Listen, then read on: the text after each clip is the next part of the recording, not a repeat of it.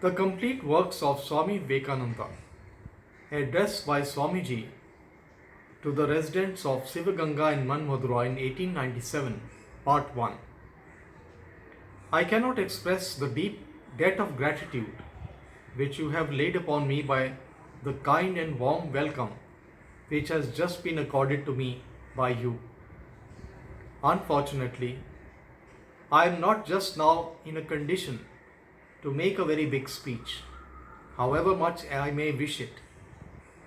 In spite of the beautiful adjectives which our Sanskrit friend has been so kind to apply to me, I have a body after all, foolish though it may be, and the body always follows the promptings, conditions, and the laws of matter.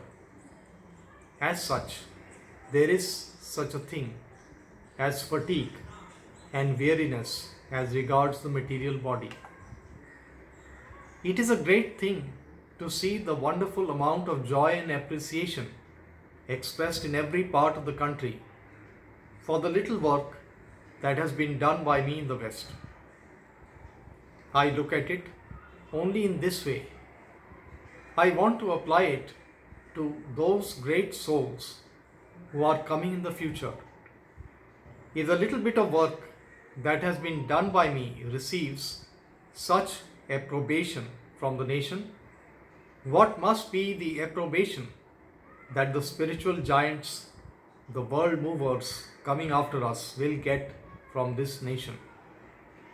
India is the land of religion. The Hindu understands religion and religion alone. Centuries of education have always been in that line, and the result is that it is the one concern in life. And you all know that very well it is so. It is not necessary that everyone should be a shopkeeper. It is not necessary even that everyone should be a school teacher. It is not necessary that everyone should be a fighter. But in this world, there will be different nations producing the harmony of result. Well, perhaps we are fated by divine providence to play the spiritual note in this harmony of nations. And it rejoices me to see that we have not yet lost the grand traditions which have been handed down to us by the most glorious forefathers of whom any nation would be proud. It gives me hope. It gives me adamantine faith in the destiny of the race. It cheers me not for the personal attention paid to me, but to know that the heart of the nation is there, still there, and is still sound. India is still living. Who says she is dead? But the West wants us to be active. The West wants to see us active. If they want to see us active on the field of battle, they will be disappointed. That is not our field. Just as we would be disappointed if we hope to see a military nation active on the field of spirituality.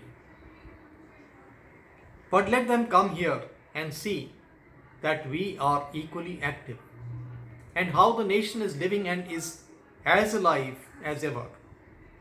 We should dispel the idea that we have degenerated at all. So far, so good. But now I have to say a few harsh words, which I hope you will not take unkindly. For the complaint has just been made that European materialization, European materialism has well-nigh swamped us.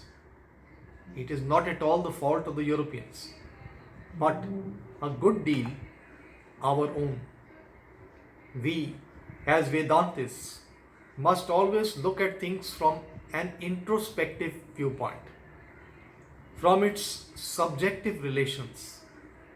We, as Vedantists, know for certain that there is no power in the universe to injure us unless we first injure our own selves.